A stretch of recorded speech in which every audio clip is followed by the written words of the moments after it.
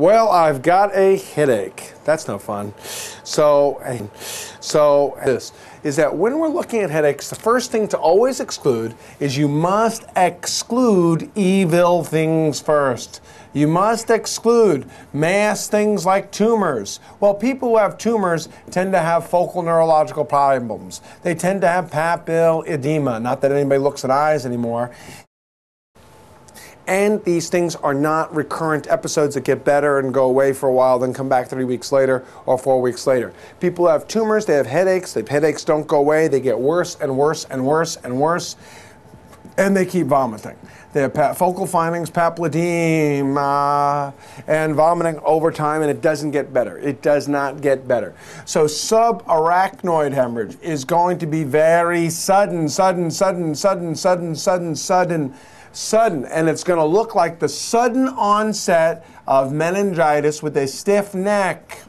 Photophobia, Koenig's and Brzezinski's sign, not that I can remember either one, which one either one is, like the sudden onset of headache, sudden onset, all of a sudden I ruptured my berry aneurysm in my circle of Willis, and I have severe sudden headache with fever, headache, stiff neck, photophobia, Koenig's and Brzezinski's sign. People who have temporal arteritis, also known as giant cell arteritis. People who have temporal arteritis or giant cell arteritis, they have tenderness. They have tenderness over the scalp, tenderness over the temporal area, and they have visual problems because this stuff starts to damage their ophthalmic nerve, their ocular nerve, their ophthalmic artery. They damage the ocular artery, temporal arteritis. And this is a big deal. By the way, this is unique amongst the headache syndromes of being most characterized by tenderness on the scalp. So in order, before I get on to things like migraines, cluster headaches, and tension headaches, migraines, cluster headaches, and tension headaches, I must first exclude something that's very dangerous as an etiology of headache. A guy comes in and he says, "Doc, I got a very severe headache. It won't go away." Is this your first episode? Yes. Maybe he's going to turn out to have migraines. Maybe he's going to turn out to have cluster headaches. Maybe he's going to turn out just to have a tension headache. How do I know it's not a tumor or subarachnoid or something worse? Tumors are associated with focal findings, nausea, vomiting, and they don't get better because your tumor doesn't get better. As the intracranial pressure worsens, the tumor headache worsens. The nausea and the vomiting worsens. The papilledema doesn't worsen, but all of it gets worse and worse and worse over time. "Doc, I got a terrible headache." But do the lights bother your eyes? If the lights bother your eyes, it's time for a head CT fast to look for subarachnoid hemorrhage. So let's see first, before you get on to migraine, clusters, and tensions, let's first exclude evil things. Let's first exclude evil things. Now, meningitis, what's the difference between this and subarachnoid hemorrhage? Subarachnoid hemorrhage is very sudden, and subarachnoid hemorrhage, what is different, what's unique? 50% of people with a subarachnoid hemorrhage have a loss of consciousness. 50% of people with a subarachnoid hemorrhage have a loss of consciousness. 50% of people with a subarachnoid hemorrhage have a loss of consciousness. So that 50% with the loss of consciousness is because the subarachnoid hemorrhage is a sudden rupture of an aneurysm in the berry aneurysm in the circle of Willis. When there's a sudden loss of blood into the intracranial space, what happens is that intracranial pressure, does it go up or does intracranial pressure go down? Intracranial pressure should go up because I have bled into my brain.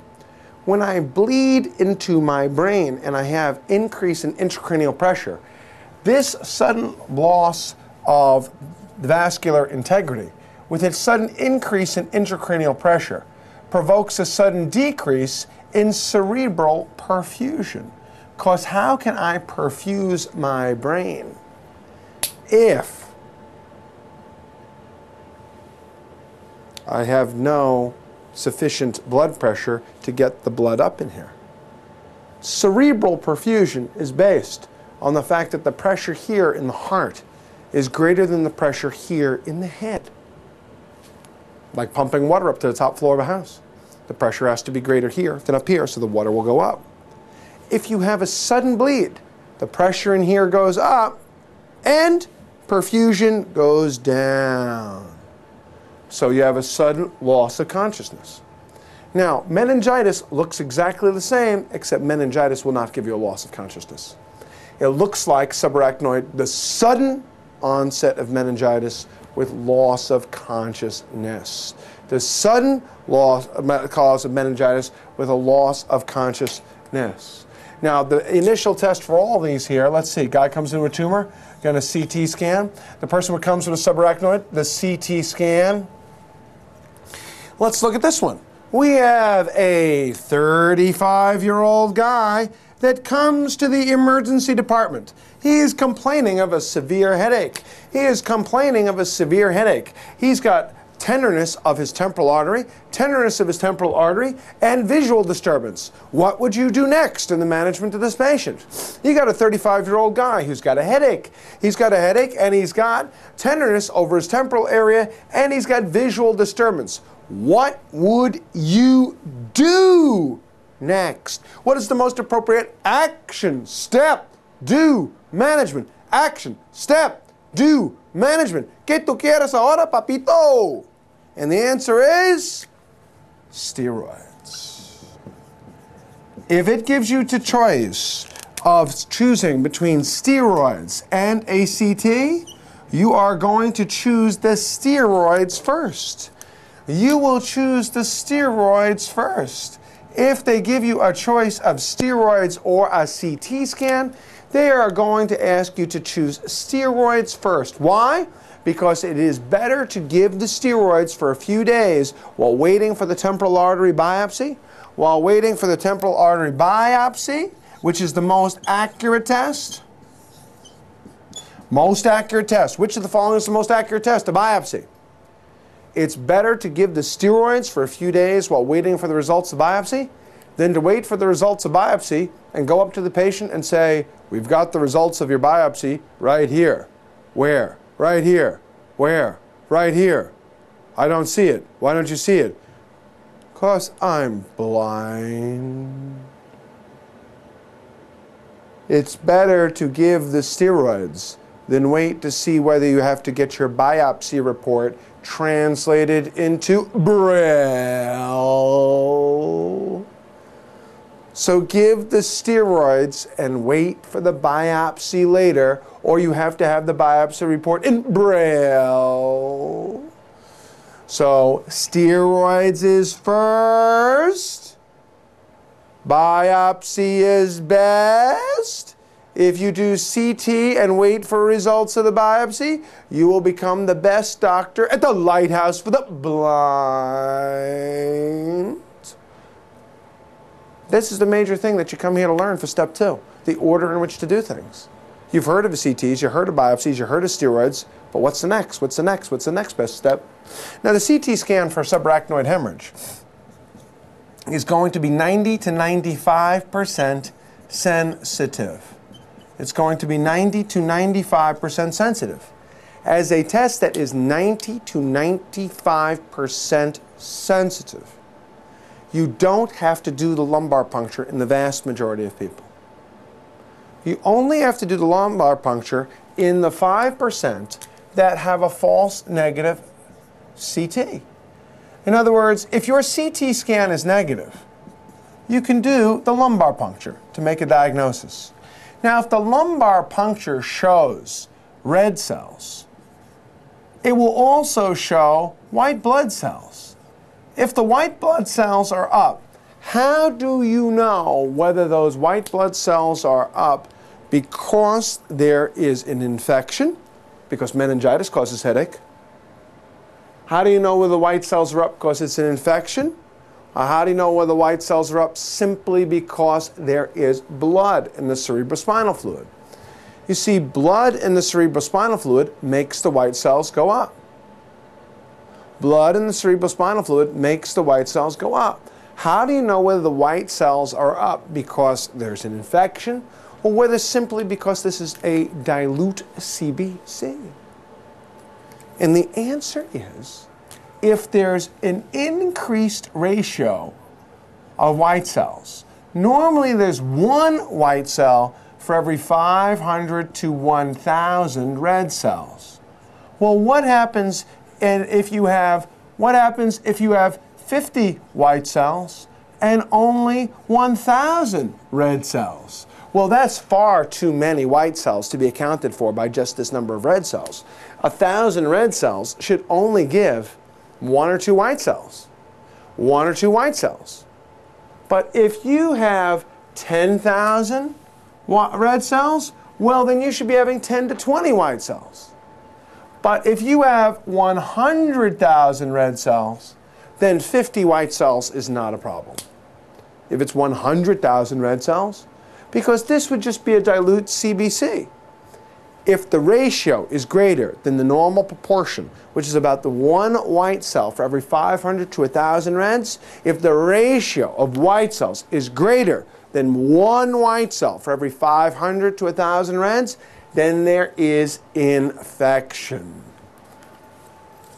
The treatment for the tumors is surgical removal, radiation, chemo, surgical removal, radiation, chemo. But the best initial therapy is dexamethasone to decrease intracranial pressure, to decrease the swelling around the tumor while waiting for the results of the biopsy, which is the most accurate test. Biopsy is the most accurate test. The treatment for a subarachnoid hemorrhage. The treatment for a subarachnoid hemorrhage is to do an angiogram. And you say, that's not a treatment, that's a test. That's not a treatment, that's a test. Well, the angiogram allows me to know where you bled from. The angiogram allows me to know where did you bleed from. Where is the site of anatomic defect? The angiogram allows me to know where did this happen from, man? I don't need an angiogram to diagnose a subarachnoid hemorrhage. That's true. I could diagnose a subarachnoid hemorrhage off the head CT and off the lumbar puncture. I don't need an angiogram to diagnose a subarachnoid hemorrhage. I can diagnose the subarachnoid hemorrhage off of a CT or an LP. I need the angiogram to determine the site of surgical cleaning it up, surgical clipping or embolization with a catheter. I need the angiogram to determine where will I surgically place the clip so it doesn't rebleed. If you rebleed, 50% of the people who rebleed die.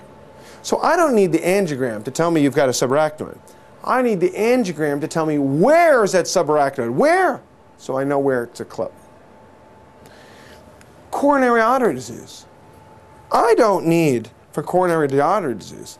I don't need for coronary artery disease to know with the angiogram that you got coronary disease. I could do a stress test.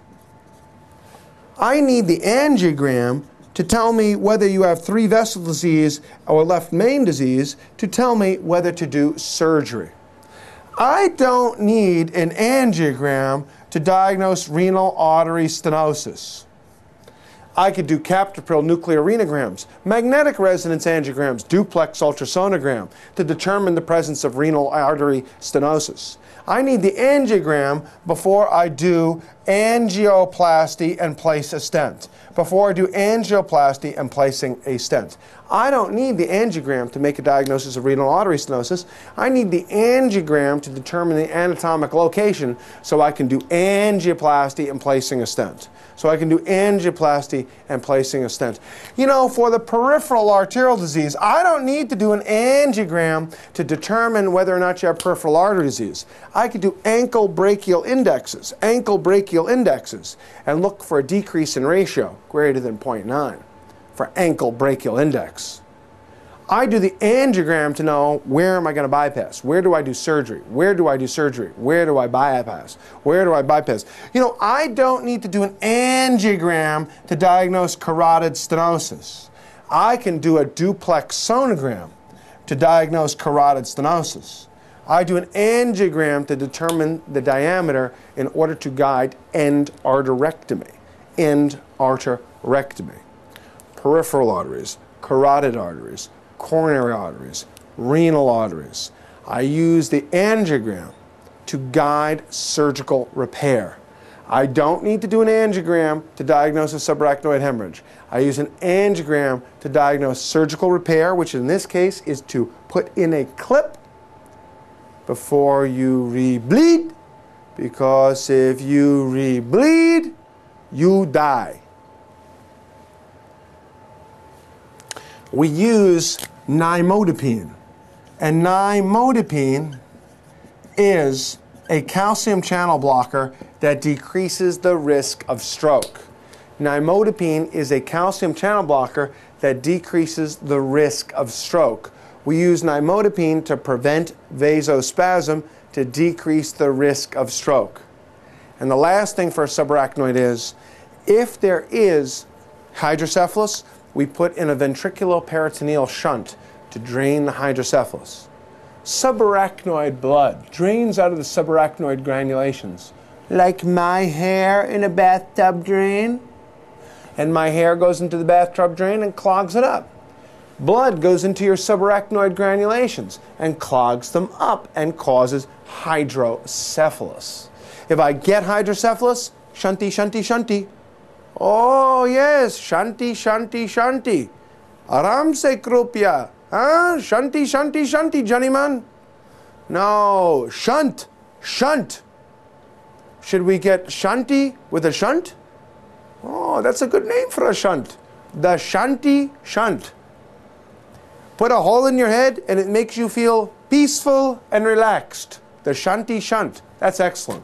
I love that. That's fantastic. Oh, bahut acha. Fantastic. You get a shunt. So the good news is that everybody who gets a bad subarachnoid, get hydrocephalus, gets a shunt. The bad news is you don't necessarily get shanti. Surgery, nimodipine. Let's look at the next slide. Okay, primary headaches are recurrent. Primary headaches are recurrent. In other words, tumors. People go like this, oh, primary headaches, bad, they're recurrent. See where it says primary headache, usually recurrent? People go, oh, that's bad, they're recurrent. That must be bad, it's recurrent. They keep coming back and back. Well, tumor is not recurrent. Is that good? No, because you die. The reason, you see, you have to be alive long enough to have something recurrent. You know what I mean? It's like gunshot wounds to the head. You go, listen, look on the bright side. It's not going to happen again. Okay? Secondary headaches. Okay? Severe and sudden and severe. That's talking about the subarachnoid. Accompanied by worrisome signs. I like this. That's welcome to my editors. Worrisome signs. Yes, a worrisome sign. So what was that worrisome sign? What was worrisome? Worrisome, worrisome. Oh, you mean when the guy had syncope and he drove his car into a telephone pole? Yes, that was worrisome. Or how about this one, when the person went blind? Yes, that was worrisome. That was a worrisome sign. Oh yes, here in the tumor when the guy had a seizure on the subway system and fell under a train and got run over. Definitely, I found that quite worrisome. Yes, so I want to say that these are some very worrisome signs and symptoms here. And I hate it when people have syncope while they're driving down the opposite lane of traffic from me. From me. Boom. Yes, that was worrisome. Yes, it's worrisome. You're going to die. Okay, let's look at the thing here. Intracranial hemorrhage, worst headache of my life. Beware of this phrase, worst headache of my life. Beware of that. What's the worst headache in your life? It's always the one you're having right now. Okay? In reality, it's been studied, and although this phrase is out there, worst headache of my life, I really prefer that you say worst headache of my life. Let's look up, associated with sudden loss of consciousness, sudden onset of meningitis, loss of consciousness, sudden onset of meningitis, and the worst headache of my life. A tumor. Well, the thing is, the pain is so bad it can wake you up, but also remember, which of these things here can present with a seizure? Which can present with a seizure? All of them. Tumor, trauma, infections, bleeding can all present with a seizure. Now, the first thing to do is to CT scan, CT, Only if there's temporal artery tenderness will you biopsy. Only if there's temporal artery tenderness will you biopsy. Only if there's temporal artery tenderness will you biopsy that temporal artery. So, but it's the same thing as seizures. Remember we said in seizures, when do you do an EEG? When do I do an electroencephalogram? I've excluded hypoxia. I've excluded calcium. I've excluded magnesium. I've excluded sodium, hypoxia, glucose, and toxins. I've excluded intracranial mass lesions by CT scanning the brain. I excluded all those things, and they're still having seizures. Electroencephalogram. Electroencephalogram. The same thing here. Once these things have been excluded, then you go and you say, oh, well, I excluded these things. Now let's look at the other forms of primary headache syndromes. I've excluded all this stuff. Now the question is this a tension headache? Well, tension headaches are bilateral and band-like. Tension headaches are bilateral and band-like. Tension headaches are bilateral and band-like, going around my head like somebody wrapped a belt around my head. Somebody wrapped a belt around my head and is squeezing my head. Oh, yeah, squeezing my head. Yeah, squeezing my head. Yeah, squeezing my head. Oh, I'm squeezing the cameraman's head. I'm squeezing his head. Band-like around the brain. Band-like around the brain. But ready, look up, up, ding, ding, ding, ding, ding, ding, ding, ding, ding, ding, ding, ding, ding, ding. There's no focal findings. You see focal findings, ain't tension headache. Focal findings are evil. Not semi-evil, not quasi-evil, not the margin of evil. No focal findings. No stiff neck. No stiff neckness. No neck stiffness. No aura. No aura, no focal findings. And you know what? No seizures. The reason is that we don't know what causes tension headaches. Oh, I'm sorry. I shouldn't say it like that. I should say you don't know what causes it. I'm an expert. What makes me an expert? Because I have deeper ignorance than you. If I want to screw around with you, I say, you don't know. And you'd be too chicken to say, well, Conrad, do you know? You have to be too chicken to say that. I can keep going like this. You don't know. But if you ask me, do I know? Then the answer is no. How do we go from being ignorant to an expert in 15 seconds? Ignorant, I don't know. Expert, nobody knows. Medical school professor, the data is not conclusive. Ignorant, I don't know what causes tension headaches. Expert, it is not known. Research scientist, the data is inconclusive. All different ways of saying, I don't know. Migraine. Migraine comes from the original Latin for hemicrania. Hemicrania, half a head. Hemicrania, half a head. And that is because these were unilateral 50% of the time. They were unilateral 50% of the time. Sometimes it can be associated with an aura. Sometimes it can be associated with visual problems, visual spectra fortification. One of my favorite words, spectra fortification. You ready? Somebody a long time ago said that if you look at, it's like in Monet paintings, Monet's years at something something. He said, this looks like the mist ascending over the battlements of a castle into the distance. Up ahead in the distance, I saw a shimmering light. Visual spectral fortifications. To the 19th century man who described it, he said what the person with migraine gets looks like a castle in the distance, with the sunlight coming over the clouds of the castle's battlements. Spectra of the fortifications. Man, I don't know, but I love the poetry in that terminology. You know what I mean? I love the poetry. Spectra fortification. Looks like a castle in the distance.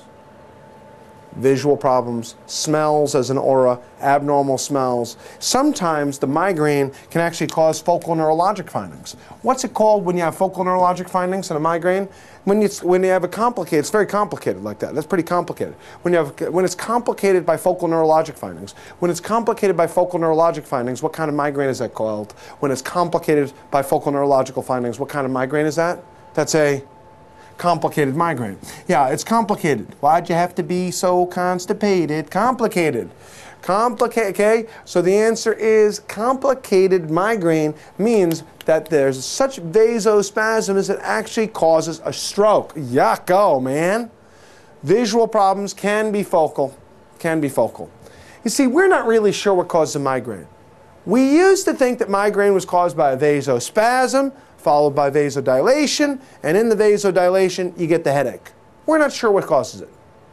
However, you know, that's really a great mechanism for thinking about the drugs, because even though we don't know what causes it, it does underlie why beta blockers and calcium channel blockers are effective prophylactic therapy. Because even though we don't know what causes it, if this is vasospasm, followed by vasodilation, beta blockers and calcium channel blockers prevent the vasospasm. Cluster headaches. Cluster headaches are unique. Cluster headaches are unique because they are 10 times more common in men. They are associated, they're exclusively unilateral. It is like an ice pick being stuck into your eye. You know, I'm an attending physician at the largest city hospital in New York, the largest municipal hospital, Kings County Medical Center in Brooklyn, SUNY Downstate, where I'm Associate Chief of Medicine. And we were talking about cluster headaches one day, and just as we were there, a man came by, was coming into the emergency room, and he was complaining of a terrible headache. And I said, quick, go over there and ask that man what it feels like. And because we had just finished this discussion. And the guy, it was a man, he said, I have unilateral, sudden, severe pain. It was associated with tearing, rhinorrhea, because tears go into the duct, so that is the rhinorrhea, a red eye. And I went, oh my God, we've just diagnosed cluster headaches. Unilateral, it's a man, unilateral, tearing, rhinorrhea, redness in the eye. We've diagnosed a cluster headache. I said, the main thing will be like this. Ask the man what he feels like. And the student runs in and goes, because I say if it's a cluster headache, he's going to say it feels like an ice pick being stuck in my eye. The student runs in, he runs back, he goes, the man says it feels just like an ice pick being stuck in his eye. I'm like, it's a cluster headache.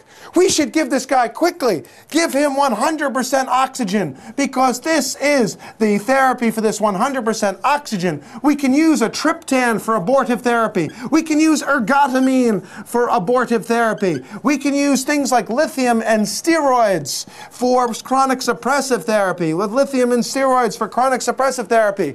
And I'm all set to run in there with the oxygen and the triptans and the ergotamine. And I said, are you sure it feels like an ice pick stuck in the eye? And the student said, yes, it does. And I walk into the man, and I see a man who's got an ice pick stuck into his eye.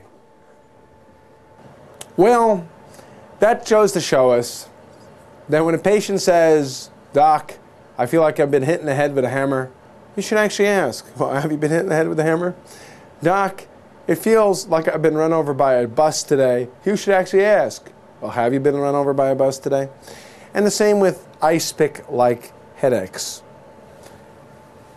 Now, on our next slide here, what we see is migraine headaches. This word pulsatile is very nonspecific. Throbbing is very nonspecific. It's true, pulsatile and throbbing. However, the big issue is this, is that they are unilateral migraines most of the time. That's what the word originally meant, hemicrania, half a head. However, they can be bilateral. Now, this thing about tension headaches where it says band-like, that's very important because tension headaches are band-like. They feel like a belt around your head. And it is associated with neck muscle tension and all these things, but it's still very difficult to be precise. Cluster headaches, this is very important. They're incapacitating. The person can't move. One-sided, incapacitating. And the other thing about cluster headaches is that the rhinorrhea is from the lacrimation. The lacrimation causes the rhinorrhea. The red eye causes the lacrimation causes the rhinorrhea, and the rhinorrhea causes the nasal congestion. You see, when you have a red tearing eye, it goes into the puncta, which drains into the nose, that causes the rhinorrhea. So that's the other thing about clusters. Clusters last a short amount of time. They last 20 to 90 minutes each. They go away, you have several episodes, and they go away, and they come back the following year. You could have them for 3 or 4 weeks at a time, 2 or 3 times a day, 4 or 5 times a week. They happen 10, 20 times over a few weeks, and then they're gone until they come back the following year. Remember, the single biggest thing is this: unilateral, ice pick, excruciating, red eye, rhinorrhea, tears. Now, migraines, most of the time, most of the time, 70 to 80% are unilateral, can be bilateral. Visual problems, flashing lights. Visual problems also get flashing lights and other ocular and visual disturbances. Spectra fortification, misty castles in the distance. And if it causes complicated, means that the vasospasm is so severe that it can actually result in a stroke, it's a complicated migraine. So let's look at treatments for a second. And here we have a CT scan of a person who's got a subarachnoid. You see this white stuff I'm looking at here? Well, white stuff over here might be okay if it's choroid plexus. But this white stuff through here, this is blood in the subarachnoid system. That's blood in the subarachnoid system. So this is a CT scan of the head showing the blood. Remember that the CT scan for subarachnoid is 95% sensitive on the first day. You lose about 5% of sensitivity each day because the blood reabsorbs, the blood lyses. And as the blood lyses, you lose the ability to detect the subarachnoid hemorrhage on the CT scan. So therefore, as the blood reabsorbs, you lose the ability to detect the blood on the scan because the blood lyses and it disappears. The blood lyses and it disappears. So therefore, 95% sensitive on the first day. Now you may notice that this thing is a CT scan, that this blood is here in the CT scan. Now, the MRI is a better test for almost everything else. The MRI in neurology, let's look at the MRI for a second. The MRI for multiple sclerosis, better than a CT. The MRI for a stroke, embolic stroke, much better than a CT. It's visible 95% to 24 hours. The MRI, much better at looking at the cerebellum and looking at the posterior fossa. Much better than looking at the cerebellum and the posterior fossa. The MRI is in fact better for everything except blood. It's better for everything except blood. It's better for everything except blood. When you're looking for blood, it's a CT. When you're looking for blood, it's CT. Subarachnoids and trauma. Subarachnoids and trauma. Now, let's look at this extraordinarily important slide here. Abortive therapies. In other words, doc, I got pain now. Non-steroidals and acetaminophen for mild pain. Triptans for severe pain from a migraine or a cluster. Ergotamine derivatives for migraine, headaches, or a cluster. In other words, abortive means I have pain now. I got pain now. Prophylactic treatments is that a person gets recurrent episodes of headaches. In other words, the treatment for migraines and the treatment for cluster headaches has enormous overlap. What do they both have in common? Both migraines and cluster headaches can be treated with a triptan acutely. Now you notice that we say triptan. We don't say sumatriptan, zolmitriptan, this a triptan, that a triptan, because the difference in efficacy is none. And anybody who says they're different is selling something for a drug company. So any of the triptans is okay. Migraines is probably, maybe caused by vasospasm, caused by vasodilation. When the vasodilation occurs, you have the headache. Vasospasm can be so bad as to cause a stroke, a seizure. Vasodilation and the headache. Professional neurologists then turn around in the next sentence and go, well, that's not really the mechanism. Except all the therapeutics is based on that mechanism. Vasospasm, followed by vasodilation, then the headache. Triptans constrict the cerebral blood vessels. Ergotamine constricts the cerebral blood vessels. So these pains get better when giving drugs that cause a vasoconstriction. These headaches get better. Decrease the pain. Oh, cool. What do you think the most common adverse effect of these? In whom are they contraindicated? Coronary artery disease. Why? Because in coronary artery disease, you don't want vasospasm, do you? I don't. Coronary disease, you want vasospasm? I don't want vasospasm. It causes vasospasm. Uh-oh. That's bad. It causes vasospasm. So the problem is that it causes vasospasm, and that's good for your headache, but it's bad for your coronaries. Now, these drugs, are these useful in tension headache? And the answer is no, because a tension headache is an idiopathic, not vascular headache.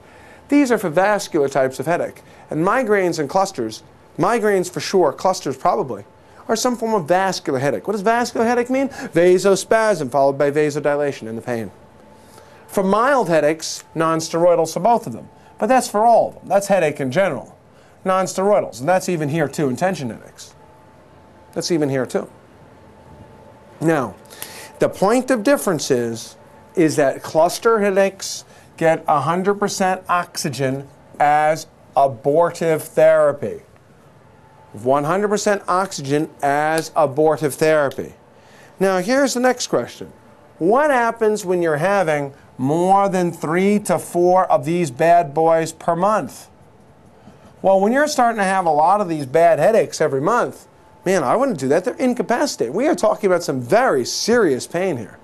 Very serious pain. Incapacitating pain. Excruciating, life-changing, crippling discomfort.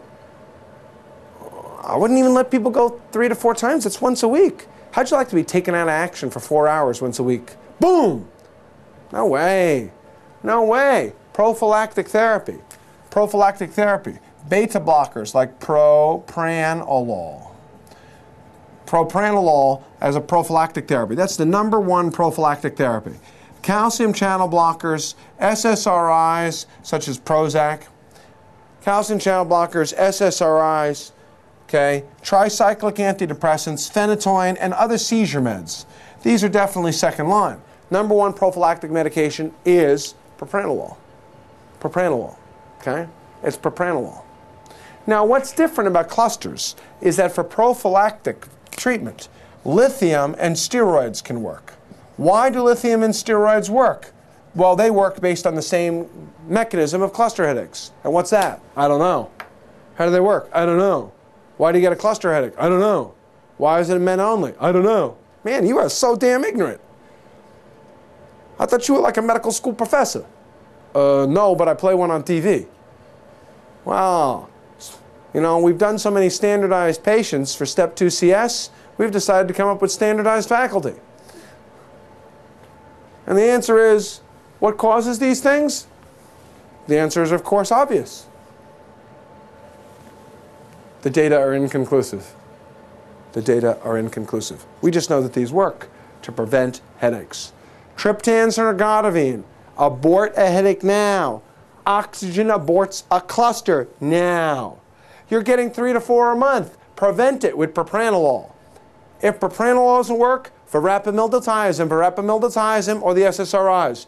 Tricyclics, and you know what? As a general rule, all the seizure medications, phenytoin, carbamazepine, valproic acid, lamotrigine, phenytoin, okay, lamotrigine, topiramate, which is Topamax, a seizure medication. Topiramate is a seizure medication. Lamotrigine, Lamictal, a seizure medication. Did you know that all those seizure medications are also pain medications for neuropathic pain? Not like I bumped my arm and I have pain, but neuropathic pain, meaning peripheral neuropathy. Did you know that all of the seizure medications, all of them, phenytoin, carbamazepine, topiramate, lamotrigine, valproic acid. Did you know every single one of those seizure medications can also work for neuropathic pain? I have peripheral neuropathy from diabetes. I've tried everything, nothing worked. Neurontin, gabapentin didn't work. Pregabalin didn't work. Lyrica, which is pregabalin, didn't work. Pregabalin, new for you, I know that. Okay, didn't work. Gabapentin didn't work. I don't know what to do. Try a seizure medication. Phenytoin, carbamazepine, valproic acid. All except ethosuximide, actually. All except ethosuximide. Ethosuximide has been absent from this. Too busy using it for the absent seizures. So the thing is that all seizure medications are also work for neuropathic pain. You say, well, how do you know which is the best one? Well, you don't. See, neuropathic pain, like headaches, peripheral neuropathies, we just don't know which one's going to work. We know that propranolol is the best prophylactic medication for headaches. Why it's better than calcium blockers, we don't know, but it is. It's just the way it is. 100% oxygen aborts the clusters. Here's our headache story. A guy comes in with a headache the first time. Oh, severe, focal findings, head CT. Oh, severe, overwhelming, worst headache in my life, looks like meningitis, head CT. I got tenderness over here, steroids. All right, I've excluded the secondary cause of headache. What do I do now? Primary headaches. Band like around the head, tension headaches, give me a non-steroidal. Non-steroidal doesn't work, try an opiate. No focal findings. No aura. No visual. No focal findings. No aura. No visual. Oh! Migraines. Visual. Migraines. Unilateral. Hemicrania. Most of the time. Up! Abort the treatment with triptans and ergotamine, but not if you're pregnant or have myocardial infarctions, because the triptans and ergotamine will constrict the vessels in the heart as well. And your patient's not going to like that. I've got some good news and some bad news. What's the good news? I made your headache better. What's the bad news? I caused sudden death. Oh, look who wants everything. And that is the end of our headache.